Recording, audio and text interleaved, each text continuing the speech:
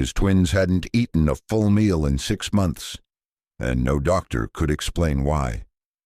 In Dry Creek, where the wind carries dust and memory, twin boys live with their widowed cowboy father, refusing to eat since their mother passed.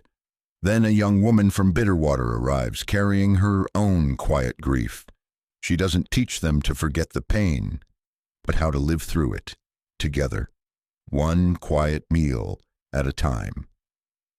The wind carried the taste of dust that afternoon, dry as bone, sharp as ground glass in the throat.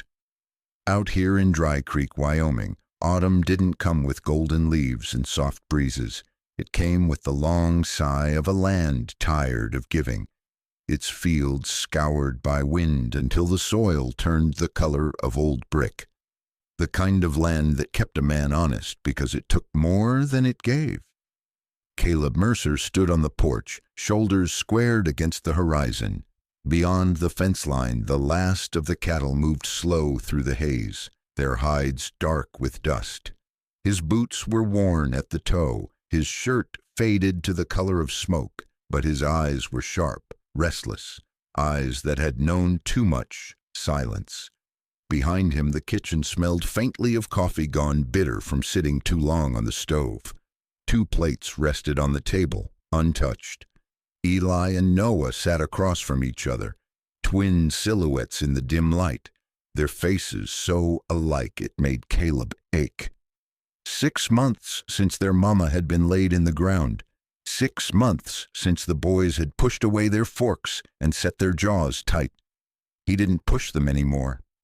At first, he'd argued, pleaded, slammed his fist against the table, the sound echoing too loud in the small house.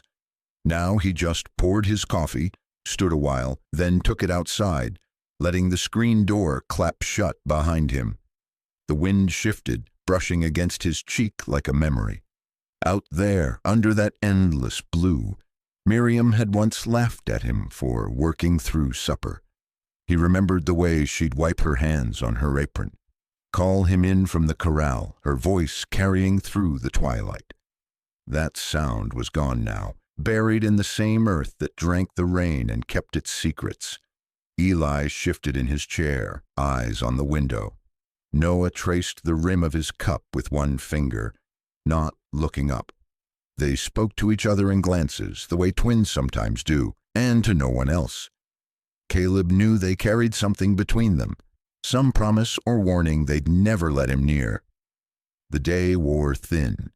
Shadows stretched long across the yard, and the wind kept pulling dust off the hills, laying it over everything like a shroud.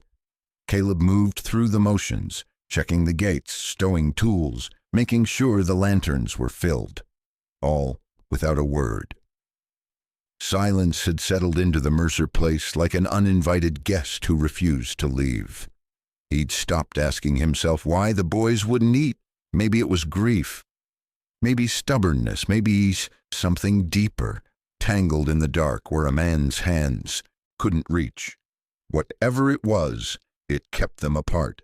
3 islands under the same roof. From the porch he could see the sun sliding down behind the ridge, the sky bleeding into colors that would be gone in minutes. He took a long pull from his coffee, felt the grit between his teeth.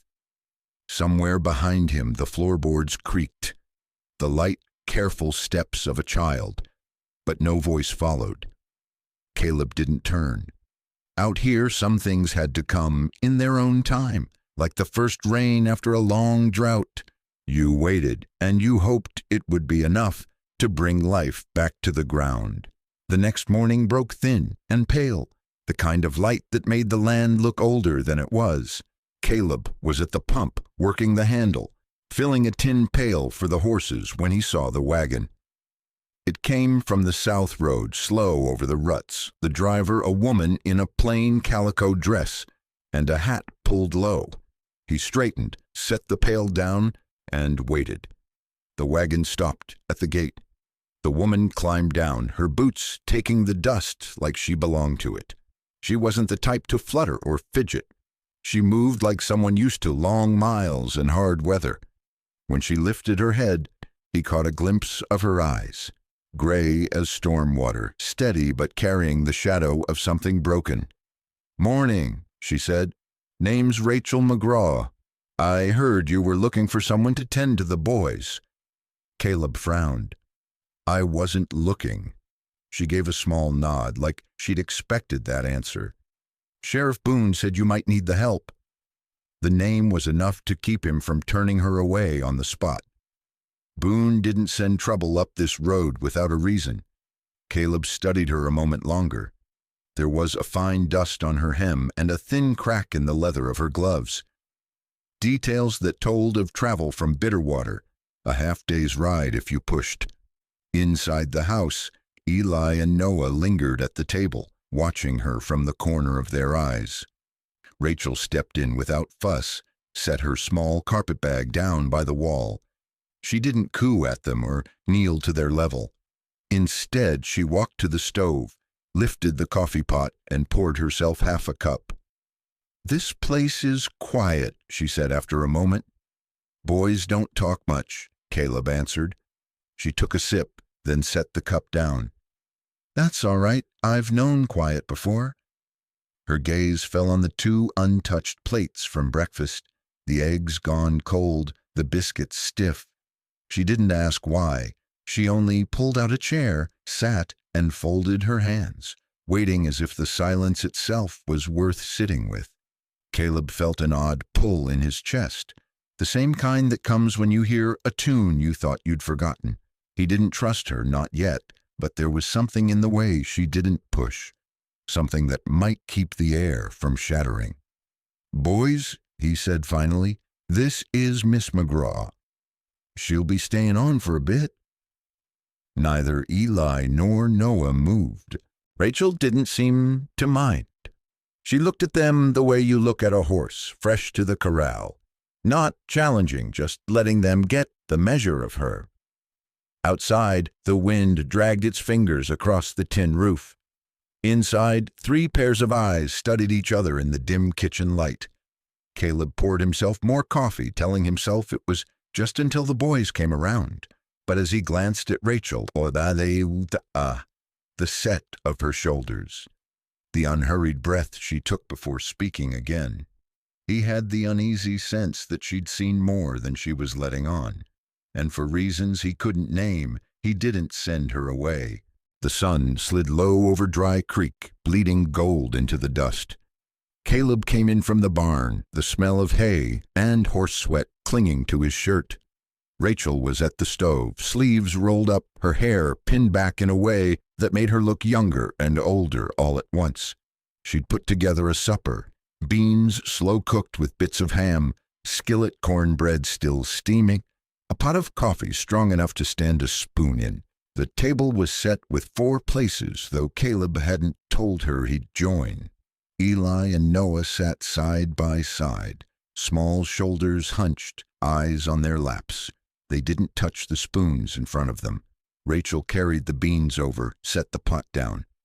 "You ever hear about the Bitterwater bronc that bit a man clean through his boot?" she asked, her voice light, almost teasing. Eli looked up, just for a second. Noah's brow twitched, curious despite himself. Rachel launched into the story, a stubborn Mustang, a half-drunk wrangler, the chaos that followed. She made it sound like it had happened just yesterday, and for a moment there was a faint glimmer in Noah's eyes, but neither boy reached for a plate. Caleb sat down, his chair scraping the floor.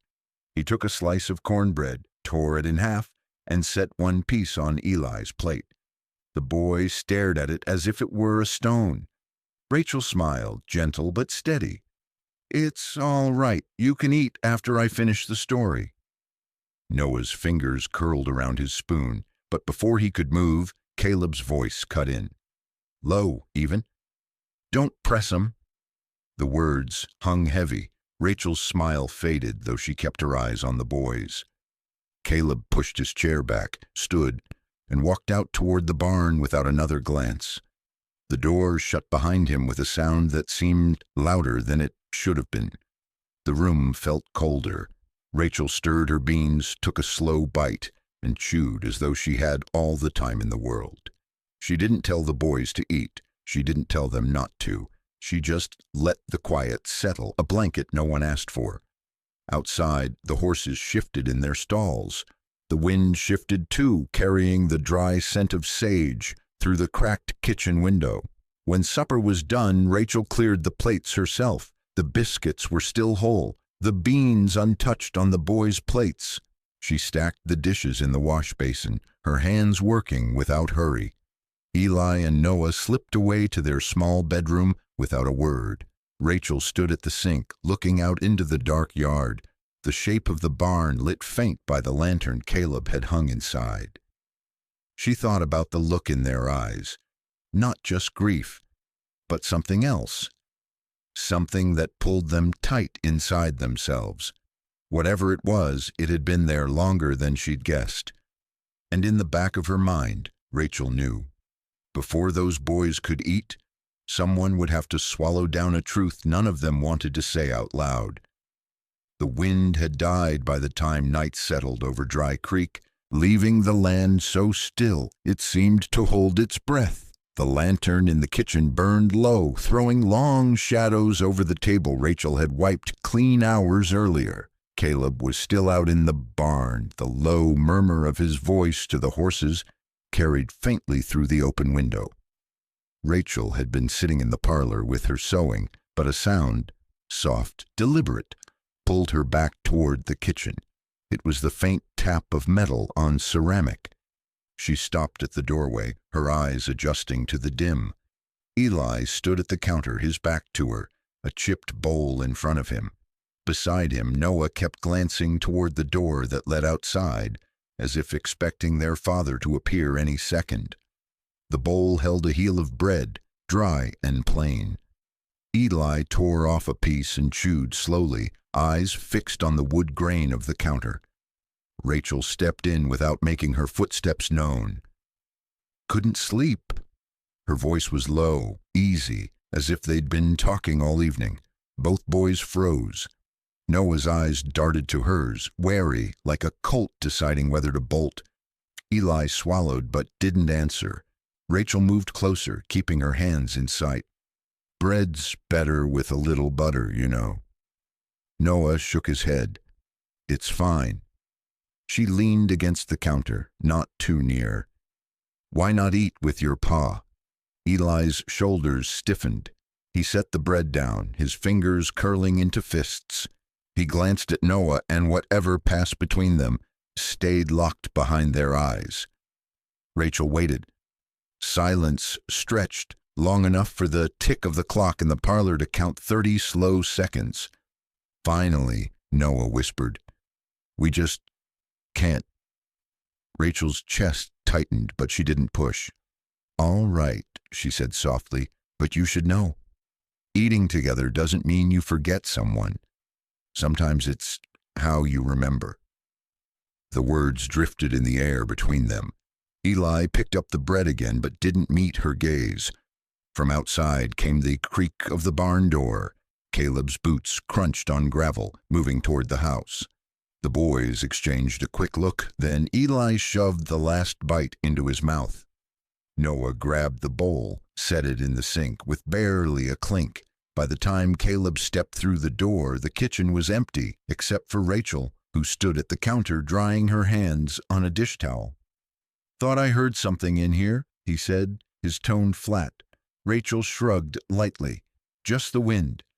He didn't press, and she didn't tell him that for the first time since she'd arrived, she'd seen those boys eat, even if it was in the dark, in secret like it was a crime. The air that morning carried a strange stillness, the kind that made a man pause before saddling a horse or stepping past a gate. Caleb stood at the edge of the corral, chewing the inside of his cheek, his eyes fixed on something that didn't belong, a trail of boot tracks in the dust leading nowhere and coming from nothing. They weren't his, weren't Boone's either, too fresh, too deep. Whoever left them had weight to him and wasn't in a hurry. He followed the trail to the back fence where the barbed wire bowed just slightly. Beyond that, Nothing but the wide Wyoming scrubland, sagebrush, and sunburnt silence. Still, the feeling stayed, like something watching from the ridge, just out of reach. Back at the house, Rachel was fixing the boys' shirts, her fingers deft and wordless. Eli had a hole in his sleeve. Noah had outgrown his collar again. They stood stiffly, letting her work, not quite ready to say thank you, not quite ready to look her in the eye. Rachel's attention flicked to the window when Caleb came back inside. "You look like you saw a ghost." "Prince by the east fence," he said, grabbing his rifle from behind the door. "Didn't like the look of 'em." Rachel's breath caught, but she didn't ask more. She turned to the boys. "You two stay close to the house today." Noah looked toward the hills, as if drawn by something out there. "I saw someone yesterday," he mumbled. "A man near the rocks. He didn't wave or nothing, just stood there." Caleb's jaw tightened. "Why didn't you say anything?" Noah lowered his eyes. "Didn't think it mattered." Rachel stepped in then, her hand gentle on the boy's back. "Everything you see matters," she said, "even the quiet things." That afternoon, Sheriff Boone rode up, his horse dusty, mustache full of trail grit. He didn't dismount right away, just tipped his hat and squinted toward the horizon like he smelled rain that hadn't come. "Ranch down south, lost 3 head," he said. "Tracks led north, figured I'd check in." Caleb didn't need to ask what kind of men did the taking. Rustlers didn't usually come this far unless they had a reason. Boone glanced at Rachel, then back to Caleb. "You got young'uns here. Best keep 'em close." After he rode off, Rachel caught Caleb's sleeve as he passed. "You think they're watching us?" "I think someone is." He didn't say more. That night he walked the perimeter twice, checked every hinge, every latch. He slept with the rifle by the bed and one boot on. Inside, Rachel tucked the boys in, her voice steady as she read from a worn book about a pony who got lost in the hills and found his way home. But as she closed the pages, she saw Noah staring out the window again, his small hand pressed to the pane like he was waiting for something. Or someone to come back? The wind picked up by mid-morning, stirring dust devils across the yard. Rachel took that as a sign to clean house, the kind of work that kept hands busy and thoughts from drifting where they shouldn't. She started in the parlor, wiping down the mantel, straightening the Bible that hadn't been opened in weeks. From there, she moved to the sitting room where the floor creaked beneath her feet and the curtains breathed with the wind. Caleb had gone to check the fence lines again, rifle slung across his shoulder, jaw set the way it always was when he didn't want to talk. The boys were out back collecting kindling, their small shadows flitting between fence posts and bare-limbed trees. Rachel came to the hallway, where Caleb's coat hung on the wall hook, stiff with dust and trail sweat. She reached to take it down, meaning only to shake it out, maybe run a needle through a tear along the cuff. But as she lifted it, something slipped from the inside pocket. A single envelope, yellowed and soft at the edges. She bent, picked it up, and her eyes caught the name scrawled across the front in a woman's gentle cursive. "Caleb, if you find this, I'm sorry I didn't leave it in time." Her thumb hovered at the flap, then pulled back. She didn't open it, not really. Just enough to glimpse the signature, Miriam Kane. Rachel folded it shut like it was something sacred, something burning. She sat with it in her lap for a long while, the coat still in her hands. Outside, the boys' laughter rang out, brief as wind chimes, then was gone. Later, when Caleb returned, she was kneeling by the hearth, brushing out ashes. He passed behind her, boots thudding gently on wood. "You clean like you've been here for years," he said, voice half amused, half distant. She didn't look up. "I was raised in a house that stayed clean, even when no one lived in it." Caleb grunted, a kind of agreement maybe, or maybe just weariness. That night she laid the letter back in his coat pocket, right where it had been. But now she knew. He carried more than silence. He carried words left unread, words from a woman who had once cooked at this same stove, folded these same shirts, looked out the window over this same land. Rachel understood then that what kept those boys from eating wasn't just grief. It was the shape of grief inside a man who didn't speak of it. It was something in Caleb that had dried up alongside the creek bed behind the barn. Something brittle, something afraid to be touched. And now she had touched it. She didn't speak of the letter. She didn't need to. The silence between them said enough. But that night, as she checked the locks one last time before bed, she passed by his coat again, still hanging on the wall, and paused. This time, she didn't touch it. This time, she just stood there, breathing slow, letting herself feel the weight of a house, still haunted by a voice that no longer spoke. By dusk, the sky over Dry Creek turned the color of rust, thick with wind-borne dust. The clouds rolled low, swollen and dark, dragging the light with them. Rachel stood on the porch, apron pulled tight against her waist, eyes scanning the west. She could feel the storm in her bones, not the wet kind that brought life, but the dry kind that scoured memory clean. Caleb was in the barn again, making sure the horses were tied down, the doors latched, the oil lamp burning low. The boys were inside, quiet and tense, as if they too sensed something coming that couldn't be stopped. When the wind hit, it howled against the windows like a dog left out too long.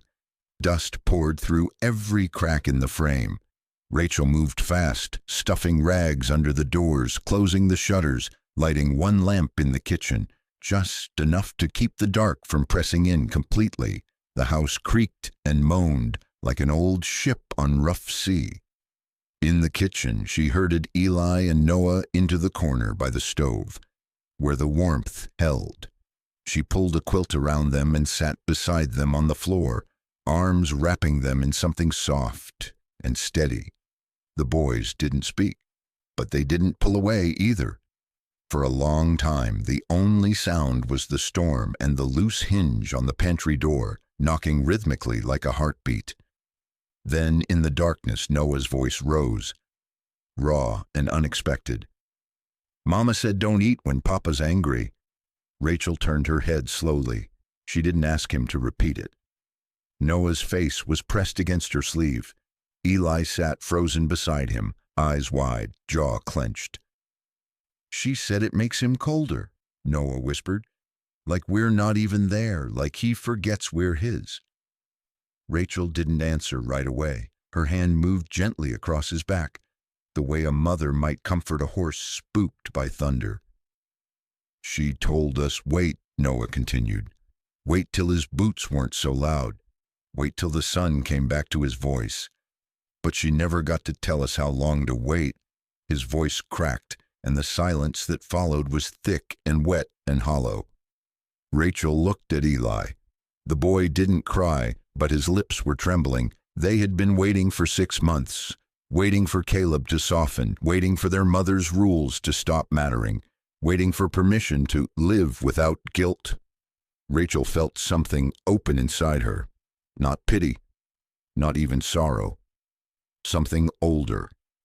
Something that had once lived in her own chest, in a cabin 2 valleys over, the year the fever took her folks and left her too full of silence to speak for a season. She pulled both boys tighter, her voice low. "It's okay now," she said. "You don't have to wait anymore." Outside, the wind began to die. It didn't stop, not all at once, but it changed, softened, shifted, and inside the kitchen, 3 small figures sat in the glow of one flickering lamp, not healed, not whole, but heard. The dust storm passed but left its mark. Fine red silt in the corners of windows, grit in the cracks of the floor, and a strange stillness in the air like the house had exhaled something it had held too long. Rachel rose early, The boys were still asleep, tangled in each other's arms on the parlor rug where they'd dozed off after the storm. Caleb was out by the barn, fixing a hinge that had torn loose.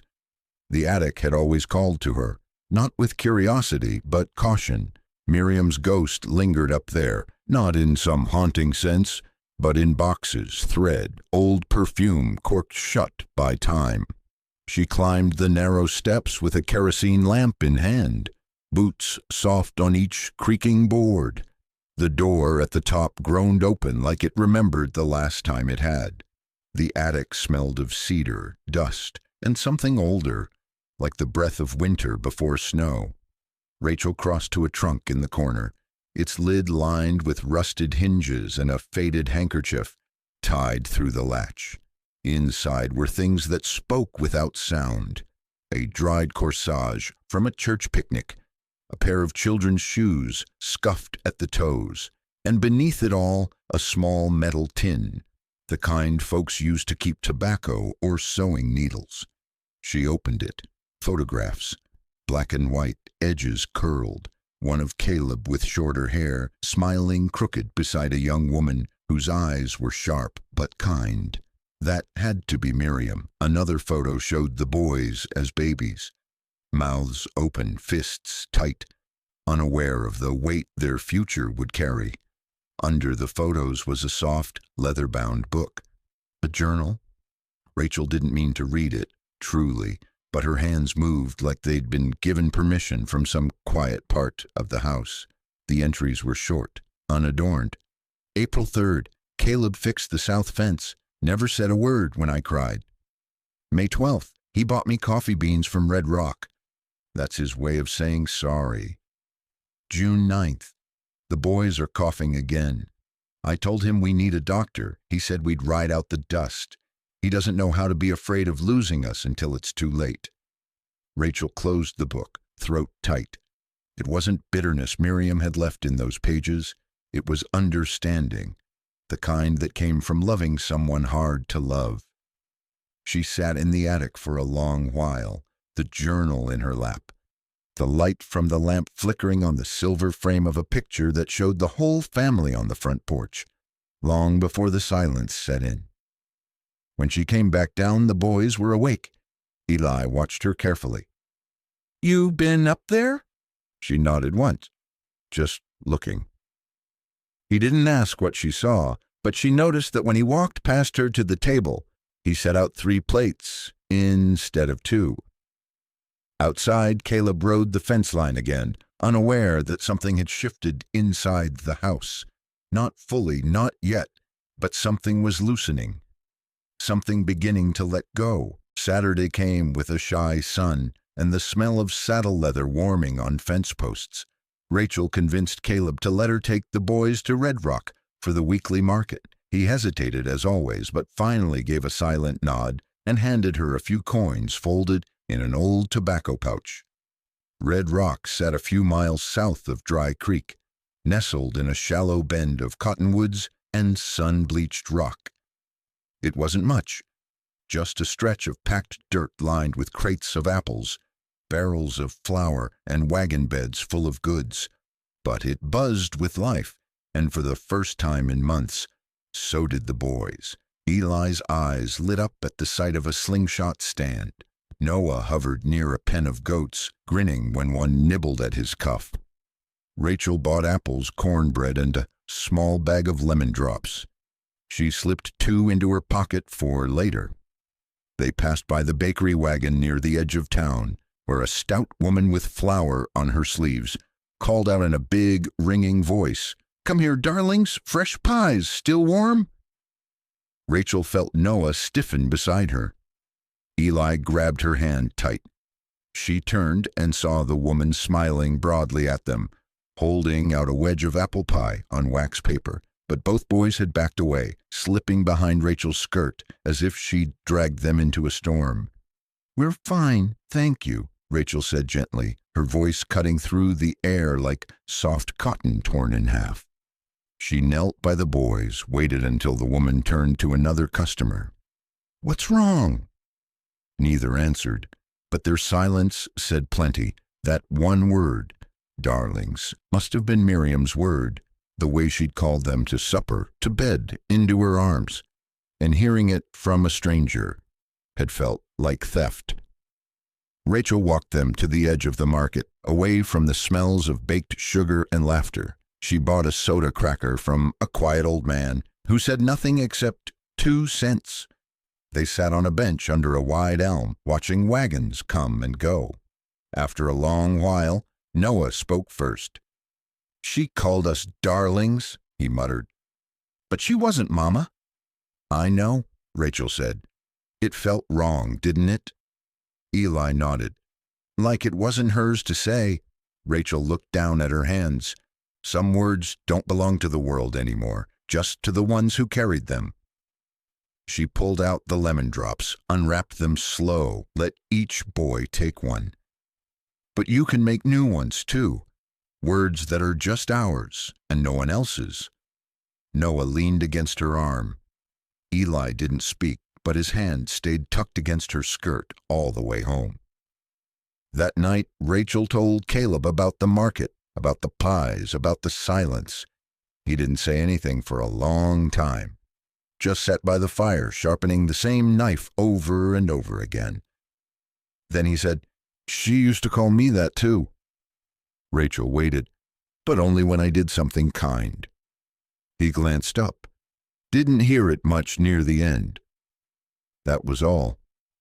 No apologies, no explanations, but it was more than she'd ever expected from him. Later that night, when she tucked the boys in, Eli reached up and brushed a piece of straw from her shoulder. "You smell like apples," he whispered. She smiled. "Good apples or bruised ones?" "Good ones," he said, eyes drifting shut. "Real good." The saloon at Red Rock wasn't a place for words. It was a place for boots, liquor, and forgetting. But Caleb Mercer wasn't there for the drink. He came for a bull deal. A trader named Harlan was passing through with a wagon load of Charolais calves, and Caleb figured adding new blood to his herd might distract him from the hollow ache that still hadn't quit his bones. He tied his horse to the post, dusted off his hat, and stepped through the swinging doors, like he used to, before everything. The place smelled of sawdust, rye, and damp regret. A piano sat idle in the corner, its keys chipped and yellow. There were 6 men inside, not counting the bartender, and Caleb counted them twice, same way he counted fence posts. Once for what they were, again for what they might become. Harlan wasn't there yet. Caleb sat in the far corner, close to the back exit, nursing a coffee that tasted like mud and patience. That's when 2 voices caught his ear. They weren't loud, but something in their quiet made Caleb's shoulders stiffen. "If place is still ripe, Mercer's land stretches clean past that ridge." "Yeah, and no wife anymore. Just a cowboy with too many fences and not enough hands. Kids don't even eat, I heard." "That's weakness." Caleb didn't turn. He didn't blink. The second man chuckled. "You know what weakness smells like, don't you? Smells like opportunity." A glass clinked. A chair scraped. The first man lowered his voice, but Caleb had already heard what mattered. "Wait till sundown Sunday. That's when he rides in to pay the cattle tax. House'll be light. Woman'll be there. And those boys? Easy pickings." Caleb stood slowly, his body loose, but his jaw tight. He walked to the bar, laid a coin down for the coffee, and didn't glance sideways. Outside, the sun was folding into the hills, turning the dry grass copper. He untied his horse with steady hands and swung up in one motion. He didn't ride hard. Speed drew questions. But the second he passed the edge of town, his heels dug deep and the mare flew. The trail home blurred into dust and shadows. The breeze had cooled, but his skin was hot beneath his collar. At the ridge before Dry Creek, he paused, watched the house from a distance. Smoke rose from the chimney. The lantern in the kitchen window flickered. A small, steady heartbeat. He rode the rest of the way in silence. Rachel was setting out supper. Eli and Noah sat at the table, backs straight, hopeful. The smell of chicken stew filled the air. He looked at them, all of them. The woman who didn't ask questions. The boys who'd started leaving their plates clean again. "Trouble?" Rachel asked, reading the set of his jaw. "Not yet," he said, then added, "but it's coming." That night, Caleb oiled the hinges on the barn doors, sharpened the knives, took inventory of every bullet in the locked chest under the floorboards. Rachel found him sitting on the porch near midnight, rifle across his knees. She didn't speak. He didn't move. But something had shifted, like an old pine creaking in wind too calm to be trusted. Inside, the boys were asleep, but their dreams would feel it, and Caleb Mercer, for the first time in months, wasn't thinking about grief. He was thinking about protection. Morning came slow, wrapped in a hush that felt heavier than snow. Dry Creek held its breath, and so did the Mercer house. Caleb had been up before dawn, already halfway to the cattle pens by the time Rachel stirred. The boys were still asleep, or pretending to be. Rachel didn't push. She moved through the kitchen like the housekeeper of silence itself, letting every plate, every breath settle soft. By mid-morning, she found herself standing on the porch, arms folded, eyes drifting toward the foothills. Something about that ridge always looked like it was keeping a secret. She didn't have long.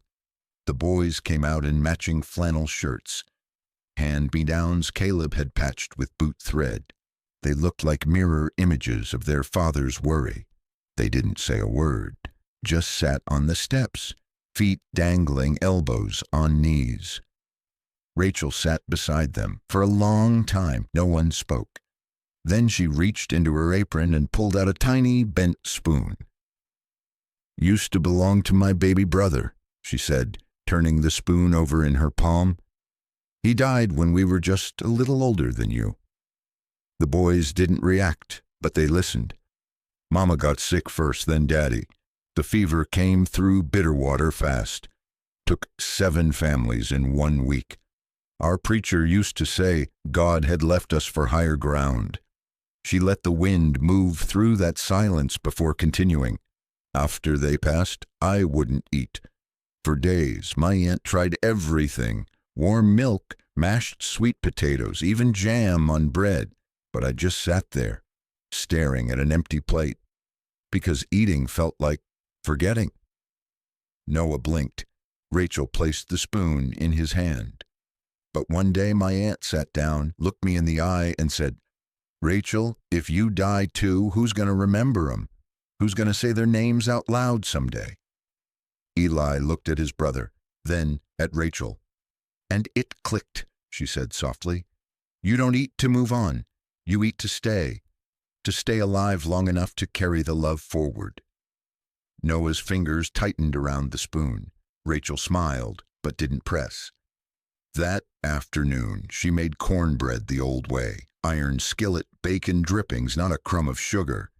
The smell drifted out like something holy. At dinner, she set the table quiet. Caleb sat down, eyes flicking from Rachel to the boys. He didn't speak. Eli reached for a slice first, didn't look up. Noah followed. He hesitated a second, then tore off a piece, small as a nail's edge, and popped it into his mouth. Caleb's fork paused midair. Rachel caught it. The boys didn't notice. They chewed slow, no smiles, no talk, but they ate. Later, after the dishes were washed and stacked like old stones, Caleb stepped onto the porch. Rachel joined him. "She told you not to push them," he said, voice low. "She was right," Rachel replied, "but I didn't push, I just shared." The moon was rising over the ridge now, gold-edged and solemn. Somewhere a coyote called, far off, not close yet. Caleb cleared his throat. "You ever think about leaving?"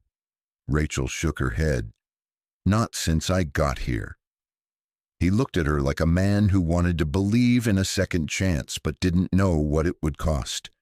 Inside, the boys slept, bellies full for the first time in weeks, and Rachel sat quiet, watching the stars appear one by one, like names whispered back into the world. The dogs knew first. It was just past midnight when Duke, the old cattle hound, let out a low, rolling growl from under the porch. A second later came the bark, short-clipped, not for chasing rabbits or chasing shadows. It was the kind of sound that said danger was walking on two legs. Caleb sat up in bed without thinking. The rifle was already in his hands before the boards had time to creak beneath his boots. He didn't shout, didn't waste a word. Rachel had been sleeping in the small room off the kitchen. By the time she opened her door, Caleb was already at the window, lifting the curtain just an inch. "They're here," he muttered. Rachel didn't ask who. Her hands trembled, but her voice did not. "Where do you want me and the boys?" "Barn'll be their first stop. Take the back door. Go behind the haystack. Crawl under the trough if you have to. Wait for my signal. Take this." He handed her a small pistol, the kind meant for snakes, not men. But in the dark, any metal was comfort. She took it with a nod, then turned to the boys. They stood in the hallway barefoot, wide-eyed but not crying. "You remember what I told you?" Rachel whispered. Eli nodded. "Don't run loud. Don't look back." Noah slipped his hand into hers. "Stay small," he added, voice tight as a pulled rope. Rachel kissed their foreheads and led them out the back, leaving the door ajar just enough to feel the cold press in behind them. Caleb stepped onto the porch, rifle at his side. The wind had died, but the night was loud with silence. Then came the sound, hoofbeats. 4 of them, maybe 5, coming slow like they knew they owned the dark. A voice called out, "Mercer." Caleb didn't answer. "We just want the horses. Don't make this a burial." Caleb stepped off the porch, boots crunching gravel. "You take 1 step closer to my barn," he called, calm as a funeral bell, "and it'll be your last." They laughed. Young men, drunk on boldness, not whiskey. One rode ahead. Caleb saw the glint of his revolver. The rifle in Caleb's hands barked once. The man fell like a sack of feed, not dead, but wishing he was. The others shouted, scattered, but didn't run. One fired toward the porch. Wood splintered. The lantern beside the door shattered in a spray of fire and oil. Smoke caught fast. From the side of the house, Rachel saw it all. Flames licking up the porch rail. She pulled the boys tight behind the tool shed. "Stay here," she whispered, then crawled back toward the house on her stomach, dress catching on dry thorns. Inside the barn, hooves stomped in panic. The horses kicked at the walls, eyes wild in the dark. Then, footsteps. A figure slipped around the back of the barn, knife in hand. Eli saw him first. He looked at Rachel. "Mama said don't let the fire win." Before she could stop him, the boy broke from cover, sprinting through the night like something unbroken. He ducked under the porch, grabbed the small revolver Caleb kept in a locked box for emergencies. One only Eli knew how to open. Then he ran, across the yard, through the smoke. "Pa!" he shouted, voice high and shaking. Caleb turned just in time to catch the gun his son tossed toward him. He dropped his rifle, caught the revolver mid-air, and shot the man behind the barn clean in the leg. The stranger dropped hard, screaming into the dirt. The rest ran, not far, but far enough to remember Dry Creek wasn't dead land. By dawn, the sheriff had arrived. Boone rode in fast and grim, rounding up the 2 wounded men and tracking the others into the hills. Rachel poured water over the porch fire while the boys shoveled ash with bare hands. Nobody cried. Caleb stood back, watching them, jaw locked, heart thudding somewhere down in his boots. Eli came over, face smudged black. "You okay, Pa?" Caleb knelt, placed a hand on the boy's shoulder. "You did good, son," he said, and the words broke something open, something years old. They weren't just a family who lost someone anymore. They were a family who stood their ground. The sky over Dry Creek turned pale lavender, streaked with the smoky memory of what had nearly burned it all down. Rachel stood at the kitchen window, sleeves rolled, hands in flour. The bowl rocked steady under her palms as she kneaded biscuit dough, like it held together more than just breakfast. Maybe it did. Behind her, Noah sat at the table, drawing in the layer of ash still clinging to the wood. Eli watched the kettle, eyes heavy but alert, a soldier on last shift. They didn't speak much, but they didn't need to. Outside, Caleb leaned against the porch post, shoulder bandaged, boots scuffed with fire ash and dried blood. His hat was gone, lost in the scuffle, but he hadn't noticed. Or maybe he had, and just didn't care anymore. Boone had left hours earlier with the wounded men in tow, promising to smoke the rest out by sundown. Caleb had offered to ride with him, but Boone only shook his head.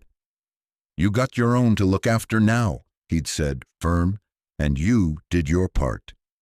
Now the porch was quiet. Caleb turned and stepped inside. The door didn't creak like usual. Maybe the fire had swollen the hinges just right. Rachel looked up but didn't stop moving. "Biscuits are almost ready." He nodded and crossed to the sink, washing his hands slow. The boys didn't turn, just kept doing whatever task they'd made up to feel useful. Caleb looked around the room, the worn table, the cracked clay mug on the counter, the smoke-stained ceiling, and realized it all felt different now, like something had shifted and settled, like a back finally straightening after years bent wrong. He sat down at the table. Eli blinked, looked at him sideways. "You staying home today?" Caleb shrugged. "Cows'll wait." Rachel slid the pan of biscuits into the oven, then poured hot water into the tin coffee pot. The scent of chicory and smoke filled the room. "Bacon?" she asked.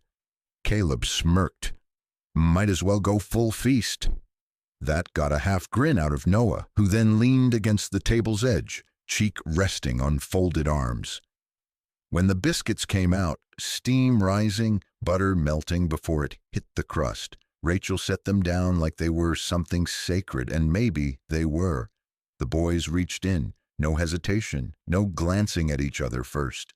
Caleb waited, watched them eat, then almost like it was an accident, he reached for one too. Rachel handed him a plate. He didn't thank her out loud, but he held her gaze just a second longer than necessary. No one talked about the fire, no one brought up the pistol, or the broken lantern, or the way Eli had run into danger like he was already a man, but they all remembered. Outside, the wind had calmed. The cattle grazed like nothing had happened, tails flicking at flies. The mountains to the west looked cleaner somehow, scrubbed by ash and courage. Rachel brought over a jar of blackberry preserves and set it in the center of the table. Noah blinked. "We never had jam." Caleb raised an eyebrow. "Too fancy for cowboys." Rachel just smiled. Even cowboys need sweetness sometimes. And that's when it happened, quiet as snow on fence posts. Caleb reached out, took the jar, and spooned a glob onto Noah's biscuit. Didn't say a word. Noah looked at it like it was a miracle. Then he took a bite and smiled. Rachel turned back to the stove, blinking more than the smoke called for. Eli poured his father a cup of coffee without being asked. "Set it down careful." Caleb took it like he'd done it 1,000 times, but he hadn't. Not since Miriam. The mug was warm in his hands. Heavy. Real. The kitchen held that warmth longer than it should have. Long enough to matter. For the first time in months, maybe years, the Mercer family didn't feel like pieces of something broken. They felt like a table with 4 seats, and all of them filled. The sun dropped slow behind the ridge, dragging gold across the sky until it turned to rust. Dry Creek shimmered under the weight of silence, the kind that didn't hurt anymore, just lingered, like a bruise healing from the inside out. Caleb sat on the porch steps, his elbows on his knees, fingers blackened with axle grease. He'd been fixing the wheel on the hay wagon since noon. not because it needed it right away, but because the act of repair still gave his hands something to do. Behind him, the house breathed soft. Rachel had taken to humming while she folded laundry. The boys had drifted off somewhere in the fields, looking for rocks or bones or whatever it is children hunt when the world isn't too heavy on their backs. The wind brought the faint smell of ironweed and cedar. Caleb reached under the bench and pulled out a small tin box. The corners were worn smooth, the latch rusted. It had been there for years, buried under rags and old nails, as if that could keep time from pressing on it. He opened it. Inside were the pieces of a life. A photograph of Miriam holding the twins when they were small enough to fit in a saddlebag. A dried flower she'd tucked into a Bible. A folded letter she never sent. He heard the creak of the door behind him. Rachel stepped out, wiping her hands on her apron, eyes gentle. "You sure you want to do that?" she asked, nodding to the box. Caleb didn't look up. "It's time." She sat beside him, not too close, not too far. He pulled out the photograph first, handed it to her. "She hated this picture," he said. "Said her hair looked like a haystack." Rachel smiled. She was wrong. She looked like a mother. They sat that way for a while, sharing silence in the kind of way only people who've seen fire can. Then, as the last sliver of sunlight slipped behind the hills, the boys came up the path, dusty and laughing, carrying a mess of twine and twigs that looked like the start of a fort or a trap, or maybe just hope in crooked form. Eli stopped when he saw the tin box. Caleb motioned them over. They came, unsure but not afraid.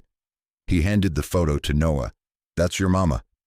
The boy traced the edge of the picture with one finger. She looked kind. She was. And she was strong. Stronger than me, some days. Eli sat down next to Caleb. "Do you miss her every day?" Caleb nodded. "But I ain't running from it no more." Rachel didn't say a word, but her hand rested on the wood just inches from his. That was enough. Caleb reached into the tin again and pulled out a small carved horse. It was missing a leg. The paint had faded. "I carved this for her.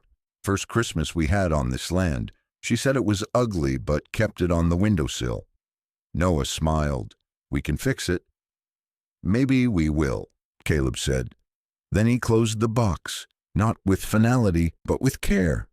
The porch creaked as he stood, slower than he used to, but steady. "You boys hungry?" They both nodded. "Then let's go eat. Ain't no sense in remembering if it keeps you from living." Rachel followed him inside, her hand brushing his sleeve as she passed. At the table, the lanterns were already lit.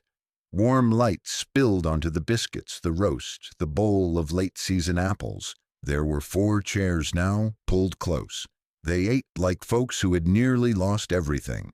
No one said grace, but it was felt in every mouthful, every glance, every breath that came easier than the day before. Later, after dishes were done, boots kicked off, Caleb stepped back onto the porch with his coffee. The moon was out, full and patient. Rachel joined him, wrapped in a shawl that had once been Miriam's. "She would have liked you," he said. Rachel tilted her head. "Maybe. Or maybe she just would have liked seeing you smile again." Caleb looked down at his boots, then out into the dark. "I told the boys I wouldn't leave, that I was staying put." Rachel said nothing, only shifted a little closer. "You believe in ghosts?" he asked. "I believe in memories. They're lighter to carry." He nodded, and then they sat like that. 2 people not trying to fix each other, just holding space where the hurt used to be. The wind moved gentle through the grass. From inside came the soft sound of Eli's laugh, followed by Noah's feet thudding on the floorboards. Caleb looked toward the sound, then back at the moon. "I think the wound's closing," he said. Rachel rested her head on his shoulder. "Let it. If you made it this far, you've walked every dusty mile of Dry Creek with us. Now tell me, Drop a simple 0 if you felt the weight of their silence, or a 1 if you believe wounds can truly heal. And don't forget to subscribe. There's another Wild West story waiting just around the bend.